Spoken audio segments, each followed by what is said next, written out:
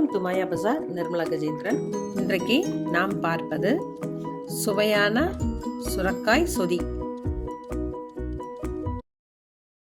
மண் சட்டியில் 2 டீஸ்பூன் நல்லெண்ணெய் விட்டுருக்கேன். 1 பிஞ்ச் கடுகு, கருவேப்பிலை, காரத்துக்கு பச்சை மிளகாய் மட்டும்தான் 3 போட்டிருக்கேன்.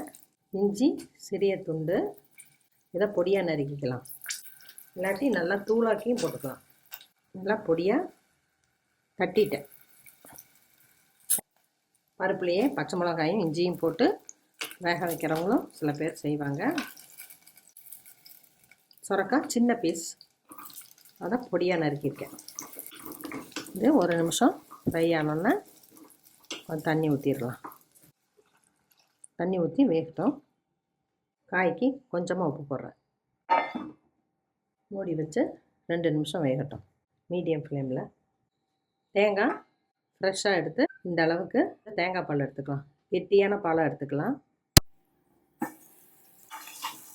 பாசிப்பருப்பு, பொங்கல் பருப்பு, மூங்குந்தால்பாங்க, அதை 2 டேபிள் ஸ்பூன் போட்டு வேக வச்சு வச்சுருக்கேன்.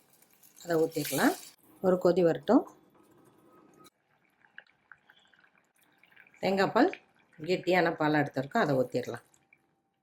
பருப்பு வேகிறப்பவே நம்ம கொஞ்சம் மஞ்சத்தூளும் எண்ணெயும் போட்டு வேக வைப்போம்.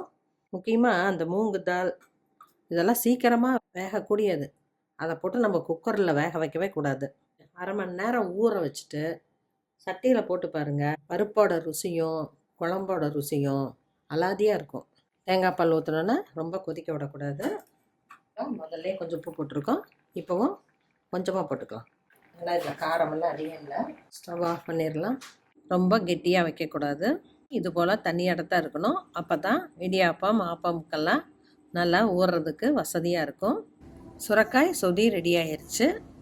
இது ஆப்பம் இடியாப்பம் எல்லாத்துக்கும் நல்ல காம்பினேஷனாக இருக்கும். எப்பவும் போல் தேங்காய் பாலே சாப்பிடாம இதை ஒரு தடவை ட்ரை பண்ணி பாருங்கள். எல்லாத்துக்கும் ரொம்ப பிடிக்கும். காரம் இல்லாததுனால குழந்தைங்களுக்கு ரொம்ப பிடிக்கும். ஸ்கின் அலர்ஜி இருக்கவங்களுக்கு சுரக்காய் ஒரு அற்புதமான வரப்பிரசாதம். அதை அடிக்கடி உணவில் சேர்த்திக்கணும். அப்போ நமக்கு அந்த அலர்ஜியோட டெண்டன்சியே குறைஞ்சிரும். அதே போல் தான் நீர் பூசணிக்காயும். கண்டிப்பாக இதில் ஏதோ ஒன்று தினம் நம்ம உணவில் இருக்கிற மாதிரி பார்த்துக்கணும். தினம் குழம்புல போடுறது சாத்தியம் இல்லை. நம்ம தினம் ஒரு தயிர் பச்சடியாக பண்ணி நம்ம உணவில் சேர்த்துக்கிறத வழக்கமாக கொள்ளணும். நம்ம உடலில் இருக்க கழிவியெல்லாம் நீக்கும்.